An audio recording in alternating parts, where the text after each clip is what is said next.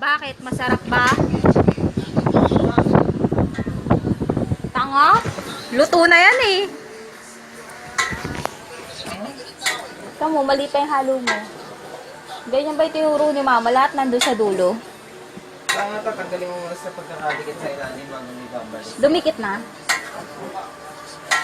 Baka durog na yan bago mo ano. Kung makadikit natin sa mukha mo. Tanga.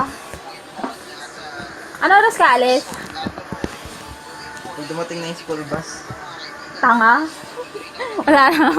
Wala na ang school bus eh.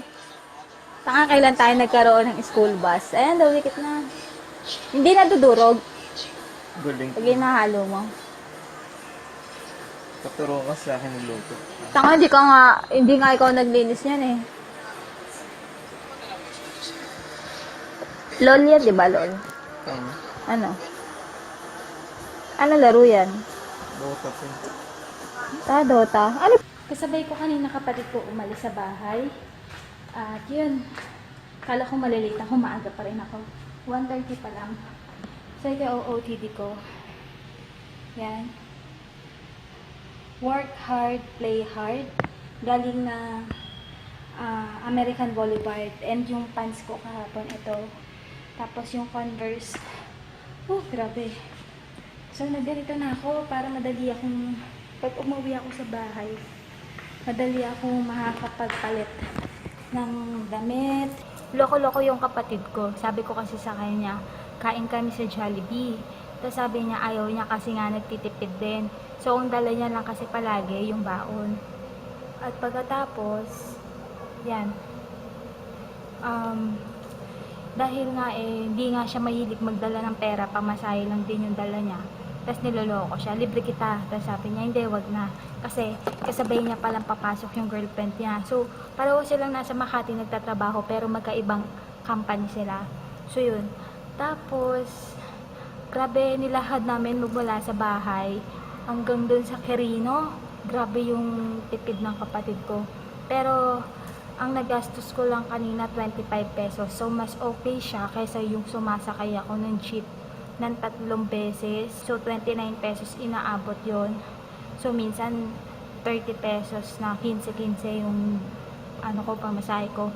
So, naka-menos ako, diba? So, ganun na lang din gagawin ko. Basta ang importante, maaga ako papasok. So, siguro sa dali lang to. Kung hindi 3 hours, 4 hours yung pinakamatagal. And yun nga, katulad na nasabi ko, si sir yung nandito, and hindi ko dala yung camera ko kasi yung kanya yung ginagamit ko minsan. O kaya minsan naman, yung settings yung pinapakita niya sa akin, ganito yung magiging itsura kapag ganyan settings yung ginamit mo, ganun. So, yun. At itong bag ko, nakita ko yung vlog ko dati. Ang gamit ko pala dati, yung Kosei. So, ito ngayon yung gamit ko. Tela na lang siya kasi yung dati, yung sa ilalim nito, yung parang may string. Ang pangit, nabubutas siya. So, ngayon, ito puro tela siya. Yun nga lang, madumi na. So, ngayon, ang gagawin ko, lalaban ko to ng Sunday. Maglalaba ako ng mga bag ng Sunday, and yung gagamitin ko sa Monday, yung Kosei. And yung idea pala na itinuro ni Ate Cindy. Hi, Ate Cindy. Living under Australia yata yun eh. Pinay Living under, Pinay Living under Australia yata yung account name niya dun sa YouTube. So, basta si Ate Cindy yun. Napanood ko sa kanya yon, yung meron kaming magkaparehong bag. Sa akin, yung kulay ng bag na yon, kulay gray. So, yun yung dating lagayan ko ng baonan dati nung nagtatrabaho pa ako sa gobyerno. So, ngayon, ang gagawin ko, katulad ng ginagawa niya, ilalagay ko siya sa pinakaloob ng bag ko. Yun yung parang pinakagagawin kong organizer. Para nga naman kasi yung itsura ng bag ko, hindi siya ganito. Sobrang gulo. Ayan. Magulo pa rin siyang tignan. Ayan, nakaayos na siya sa lagay na yan. So, ngayon, yung tinuro ni ate, yun yung gagawin ko. So, yun. At later na lang mag-aayos pa ako. Ayan o, haggard pa. Ayan guys, so, ayan. Kung nakikita niyo sa bahay, mabusisi ako sa CR kasi ayoko yung mabaho. At, speaking of mabaho, yan, sarado na lahat, pati yung aircon sa harap. Itong electric pan na isa na lang yung bukas.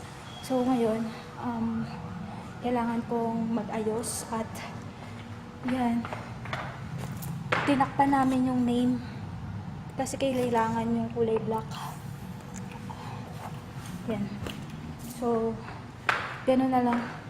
At wala akong masyadong ganap ngayon kasi yung mga nangyari private, so hindi siya pwedeng ilabas. And yun, may iniwan si Sir Ron ng yellow cup. Bibigay ko na lang to sa bata. Napicturean ko siya, guys. Grabe. Ang sarap ng yellow cup kahit sobrang mahal. Sulit yung pera mo. Tapos pala, speaking of dahil sa Sir Ron, yung nagtuturo nga sa akin sa shoot, sabi niya, bakit daw hindi ko dala yung camera ko? So, kapag nagdala ako kasi ng camera, ang dami ng laman ng bag ko. Tapos, diba, hindi pa nga nako-organize yung backpack ko. So, sobra siya, bibigat lalo yung dala ko. Kaya yun, sabi ko, sir, next time na lang. Pero, yung mga settings niya naman, tinuturo naman niya sa akin yung tamang proseso. Kaya, sabi niya, sayang kung may dala ka. Mas na-enjoy ko yun, panigurado. Kaso, syempre, priority ko pa rin naman sila na magamit nila yung oras nila. So, sabi naman niya, nagagamit naman nila yung oras kasi nga palitan.